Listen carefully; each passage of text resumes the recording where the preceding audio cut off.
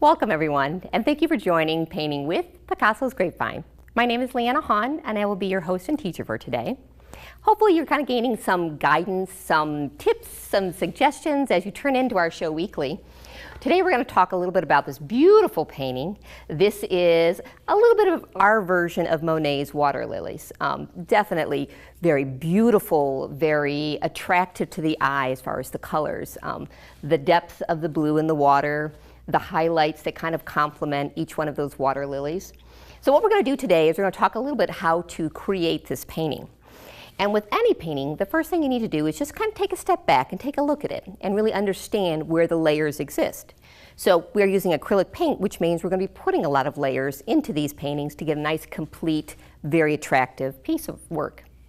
So in the background here, of course, we have the blue. And you'll notice, I'm just going to point out here, we've got a lot of depth here. We've got some contrast in the blue here, so we're going into lighter. But majority of all the background here is moving left to right. And you're going to find that in water. Water typically, when you're looking across a lake or a river or pond, is going to be moving left to right. So we're going to be working on those strokes and getting that on the back. Now, once that is dry, and you want to give it maybe 7 to 10 minutes to dry before starting on the foreground, what we'll do is we'll come in and we'll talk a little bit about putting on these water lilies. Now, this for some people is a very difficult painting because it's very abstract. They want to know exactly where do I put this dash, where do I put this color. And the reality is you want to cluster them, and you want to cluster them above or around the depth, the darker part of the water. But at the end of the day, you really can't get this wrong. If your cluster is over here or cluster is over there, it's not going to be wrong. It's very abstract. It's very generic in nature. And it's really once you step back from the painting that you take a look at it and go, okay, my eye now completes it. Now it's a beautiful painting. So to get started, we're going to go through our inventory of what we're using today. I've got a collection of brushes. I've got my nice big brush that we're going to use for the background. I've got my nice medium round brush that we're going to use for some of the little lily pads or the water or the flowers on the lily pads. And we've kind of got an array of smaller kind of, I like these square brushes because they're nice and tight. And we'll be using that for some of the, just the little ticks that kind of go up. Some of the white here and some of the green as well. Of course, we always want to have a cup of water and our dab rag. And then for the colors today, we have kind of got a nice collection of the greens because you'll notice here we've got a few different colors going on. So I've got kind of a darker, a medium, and a lighter green. I've got my favorite phthalo blue that we'll be working in with the white. We've got some yellow, and then we've got some magenta for pink. So to go ahead and get started, I brought me a nice blank white canvas.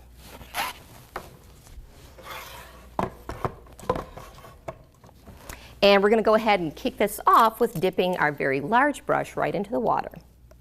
Kind of dab that off a little bit just to get it moist. So we're going to be working back and forth with that phthalo blue and white.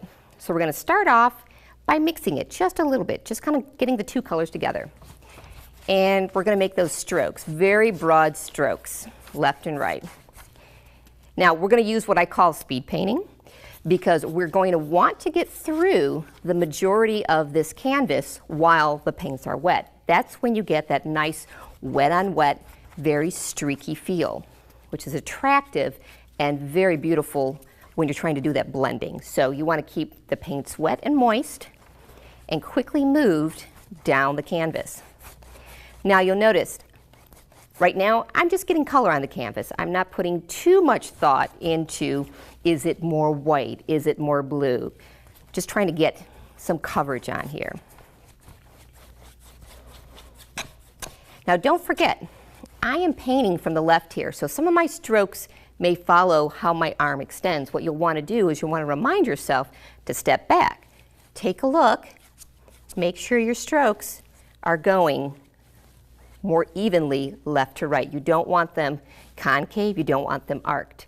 So I find myself having to remind myself to get in front of the canvas, watch how my strokes are moving, and make any corrections as necessary. Now again, if you want to hang this painting on the wall without a frame, go ahead and paint the sides of the canvas. Just giving you that nice option.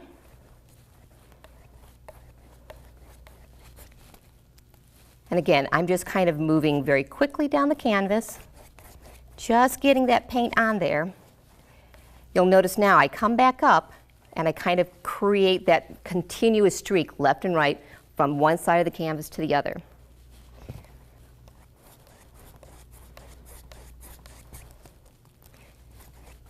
So just kind of creating some coverage here. Now, while this is still wet, we can kind of start working on some of those depths and highlights. So I'm going to go ahead and create some shadows up here at the top. Just kind of making some nice, easy strokes. Nothing too specific, just kind of creating some dimension. And I'm going to do the same thing, maybe right here. Again, get in front of that canvas, make sure they're straight. You want to make sure your strokes are continuously moving.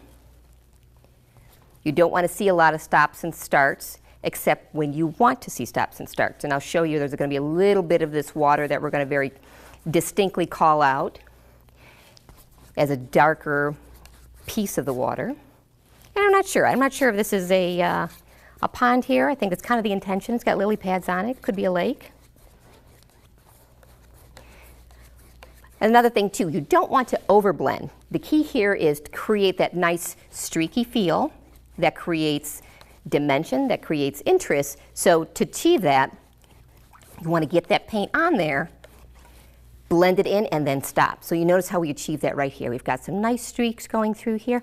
I don't want to overblend that, or I'm going to end up with one solid color, which is beautiful for the right painting, but if you want to create depth and interest, we want to kind of create that two-tone complement. Now I'm going to add a little bit more darkness down here at the bottom. If you recall, on the original painting here, we had some lily pads here, we had some lily pads here, and wherever there was a lily pad, there was a little bit of darkness. So get in front of your canvas, go ahead and make sure those streaks are straight. I'm really not washing off my paintbrush, I'm just kind of jumping back and forth. Doing the same thing down here. Creating some nice highlights.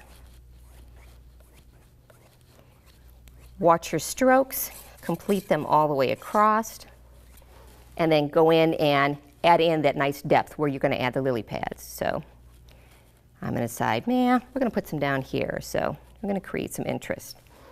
I'm going to create some smaller ones right here. So just kind of adding in a little something going on. And then don't forget, take a step back. Now I'm going to point something out here. I don't make these little dashes even. I make them start and stop in different areas. You don't want to make them pattern. There's a few here, there's a couple here. You could take one right across if you like.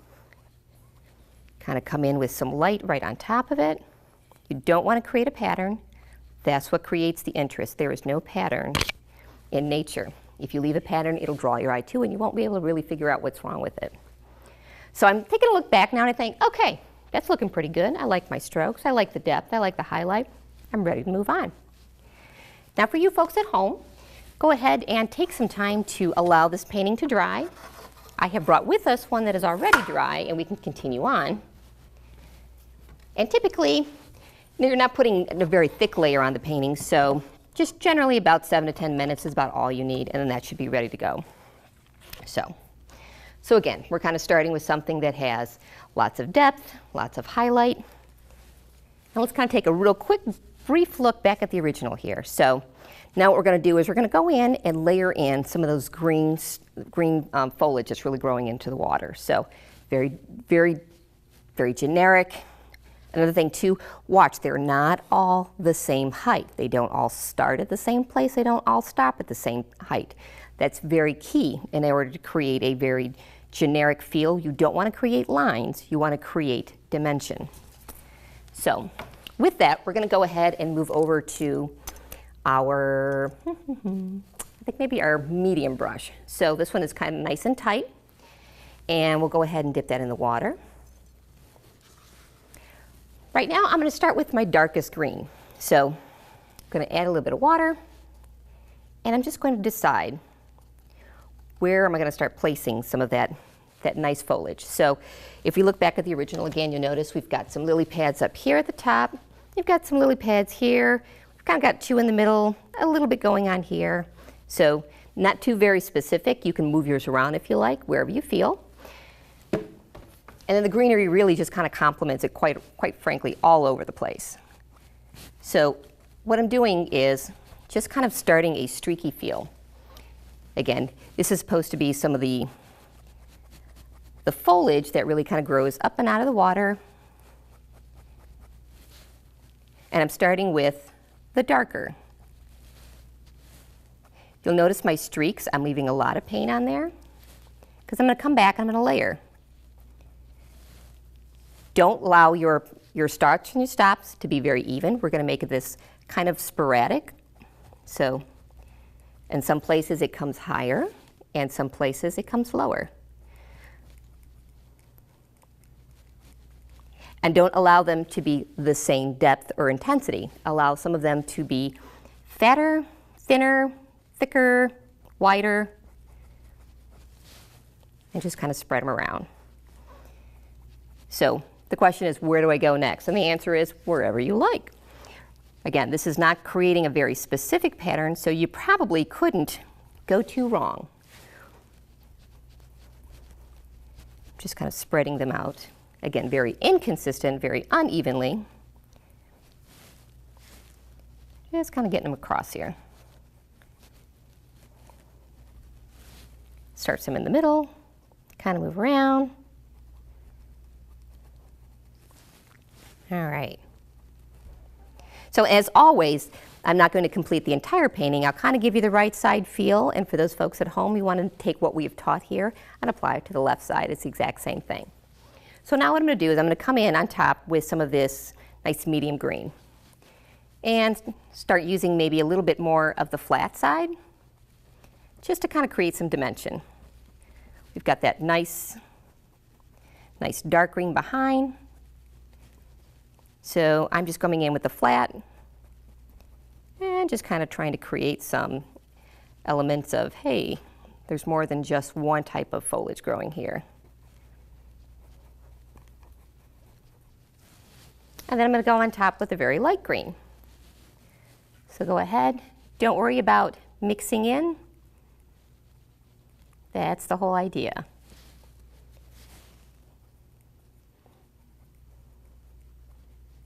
Now, if you want to go a little thinner with that, which I think I will, I'm going to go down to my very smallest square brush. Get that nice and moist. Kind of add some dimension there. I like some of these to be thinner, thicker.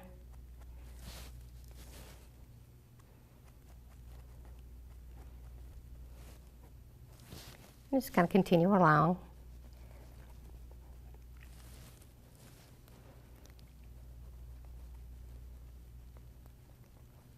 So this one is really so much fun because, again, you can see how it is very, very free form, kind of very inconsistent. Now as well, I'm going to go ahead and wash this off just a tad bit, get rid of some of the green. I'm going to grab some of that white that hasn't been touched by the blue, and I'm going to do the same thing. Just kind of sporadically throughout the blue,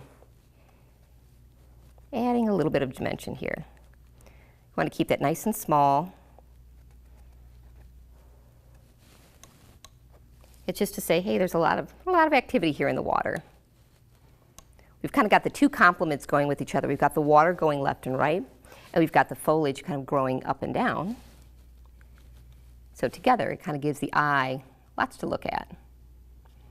If there are some areas where you'd like to make it more flat, more broad, go ahead. I'm going to use, for the majority, I'm going to use the side of this brush, let it be very tight.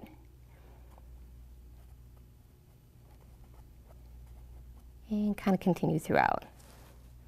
So going in on some of the green foliage, and then I'm also kind of coming up and down here a little bit. Just very wispy. So as I'm looking at this painting here, I've got some depth right here, I've got some depth right here, and I've got some depth right here. So I'm going to choose to put my nice beautiful flowers of the lily pads right above each one of these, because that depth kind of creates the shadow, and it just kind of gives it a nice appeal to the eye. So again, we're just kind of throwing some out here, not a whole lot.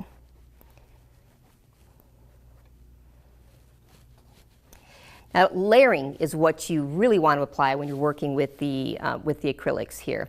Again, right now I've just got a couple layers going on. If you want more depth, if you want more highlight, let it dry, continue on. Go ahead, add more streaks, add more dimension. That's the fun with acrylics. You can kind of play with it and play with it for a while, and it dries very quickly, so you can very easy early on kind of decide if you want to go another direction.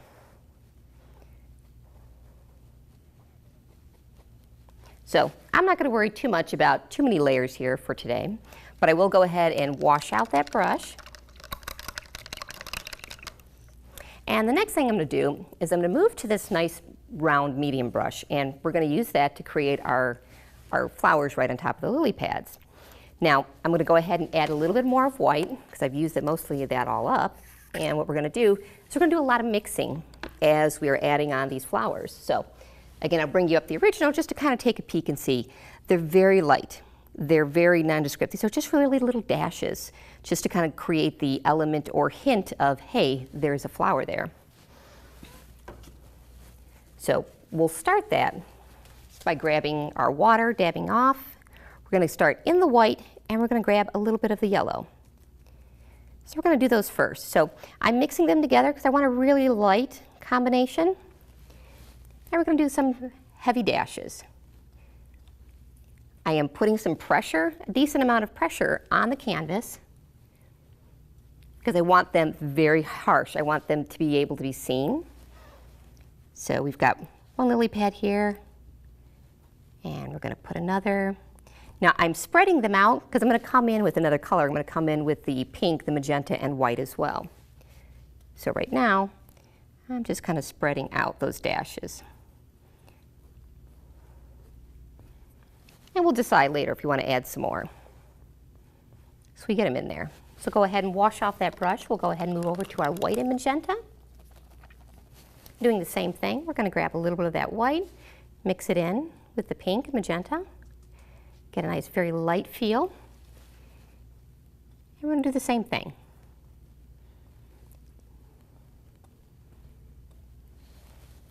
So you notice now we're getting kind of a depth and variation on color. Again, you don't want to make them completely round blobs. You want to make sure that they are moving left to right. And don't make them all start or stop at the same area. So what I'm going to do right now is we're going to do a little bit the same thing with the blue and white. So we've got some of that blue and white over here already mixed. So we'll kind of add that in. A little bit more blue. There you go. Just creating a really nice light view of these flowers. Oops, we forgot to add some magenta down there, so we'll go ahead and add that in. There we go. That's what I mean. You really can't mess this up. This is very nice. All right, so we kind of take a look at this and go, how are we feeling? How is this looking? What else should we add? So if you want to add more depth on the foliage, go ahead and add some more. For the water lilies, if you want to re-emphasize perhaps some of that phthalo blue, the depth underneath it, now would be the time. Kind of going in and saying, okay, here is the shadows underneath. We've got some nice shadows over there. I think we're looking good. So looking good there. Okay. So now take this same element, apply this to the left side of the canvas, and you have a very beautiful painting I think you'll be very, very happy with. Hope you found some very helpful tips today and have enjoyed our show. If you have any questions or like to get more information on painting with Picasso, do send us an email to info@Picasso's Grapevine. Thank you for joining us.